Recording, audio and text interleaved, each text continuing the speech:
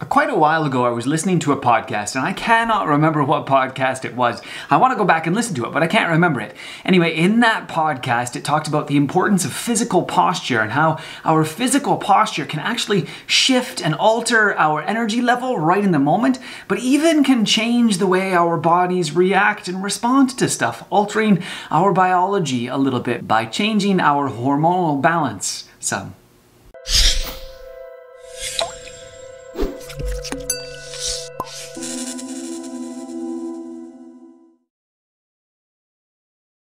Now, if you find that hard to believe, totally don't fault you, because it's really difficult to understand some ways, and I wish I could find that podcast because then I could provide a link down below so that you could follow up on it as well and see where these different studies come from. Apparently, a bunch of different universities have been working on these things for quite a long time.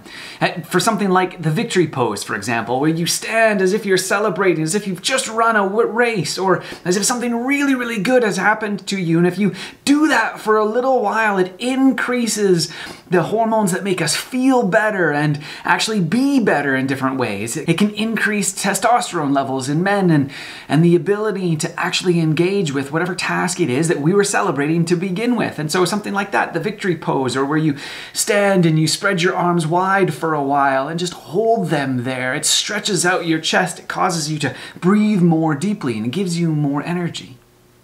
Now, I wouldn't fault you for wondering, why are you talking about this, Pastor? And the reason I'm sharing this is because sometimes we feel as though there's nothing we can do to change our physical energy in a space, as if it's just the way that it is based on our physiology or based on what's going on around us or the things that we're experiencing.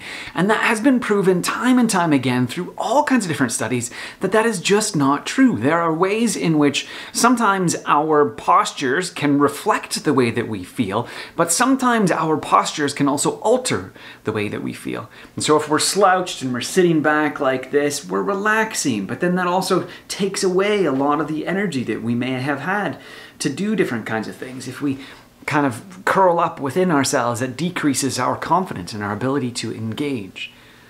Bob Coleman, in his book, Getting to Yes and the Art of Business Improv, talks about how this can help us in a meeting space. And getting up and walking around helps to do these kinds of things. Not always allowed to do that in a particular meeting, or it might be frowned upon. I'm not sure if it would actually be something you get in trouble for, but by the same token, not always a part of a culture within a particular space. So he gives up a number of suggestions.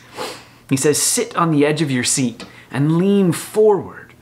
Maybe sit up straight without leaning on anything. The third one, he says, is get pumped up, which is just taking deeper breaths and focusing on getting motivated. Visualize what you need to do to nail the task at hand. A fourth one is to bounce your knees on your toes. You know, some people have that nervous energy. Even just doing it without having the nervous energy can help to increase that energy. Another is to make some 10 fists by squeezing your hands as tightly as possible and then releasing your grip slowly and methodically. So squeeze and then let go. And then he says, focus on yes-anding. So figure out what is good in whatever it is that people are doing and add to what they're suggesting. To force yourself to be in the moment and to be involved as an active vocal participant in whatever is going on. This is probably one of the best ways, because if you're focused and you're intent on actually doing stuff and adding to the conversation, 1, you won't be bored, 2, you won't look like you're bored, and 3, you'll actually might find things that are important. So if you're having trouble feeling motivated or engaged in what's going on, maybe try some of these techniques. And remember that what you do with your body can actually shape the way that you feel.